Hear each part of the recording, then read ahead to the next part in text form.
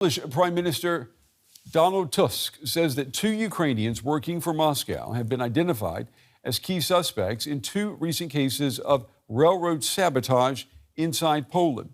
The incidents, which occurred between Sunday and Monday, damaged a railway line that was helping to supply Poland's close ally, Ukraine.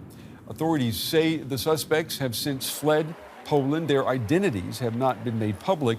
In a speech on Tuesday, Tusk referred to the disruptions as, quote, perhaps the most serious national security situation in this country since the outbreak of full-scale war in Ukraine. Strong words there coming from Poland. For more on this, I want to bring in now Marcin Buzanski, a senior advisor at the Warsaw Security Forum. He joins me from the Polish capital tonight. It's good to have you with us. I mean, what more can you tell us about this incident, this sabotage? I mean, what exactly is it that points the finger towards Russia? There's a clear pattern of behavior that we've been observing. The Polish and more broadly European security services have been observing of increased Russian operations, which have been aimed at both the critical infrastructure of countries. We're talking here monitoring of railway stations, monitoring of ports, airports, attacks on underwater cables. So certainly an escalation of a direct attack on one of those infrastructures, on those supply lines, was a possibility. We're also have seen identification of the perpetrators of those attacks, and these two men have been identified as operatives of Russian security services, and while they're not in custody, they fled to Belarus.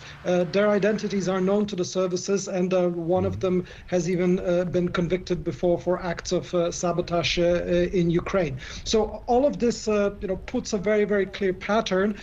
When it walks like a duck and talks like a duck and swims like a duck, it certainly is one. And here we can definitely see that all of those evidence points to Russian operatives, to actions of Russian secret services. Would you say that this railroad sabotage falls into the category of hybrid warfare that we've been hearing a lot from other European leaders? Certainly. This is an ongoing hybrid war for several years. What we're seeing is an escalation. Like the Polish Prime Minister mentioned, this is most likely the most serious incident that we've seen since the beginning of the war, even beyond those drones that came into Polish airspace in September, because now we've had a direct risk, and only literally a miracle saved hundreds of people from dying. So this is certainly an escalatory action, one that has to be taken extremely seriously, not just by Poland, but by all allies of NATO and by other EU countries. And direct response measures need to be taken, both in terms of protecting the infrastructure, but also responding to Russia's actions and activities. And another important thing, Russia is also aiming the societies to fear disinformation, to put fear-mongering campaigns, and also to put blame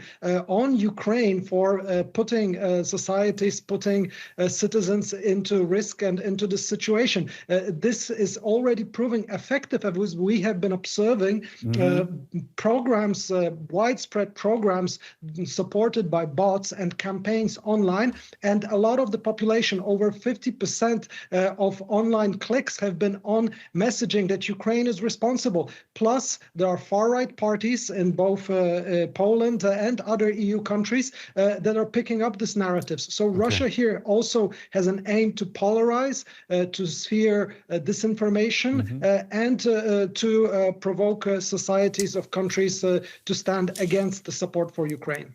Mr. Buzanski, we appreciate your time and your insights tonight on these acts of sabotage inside Poland. Thank you.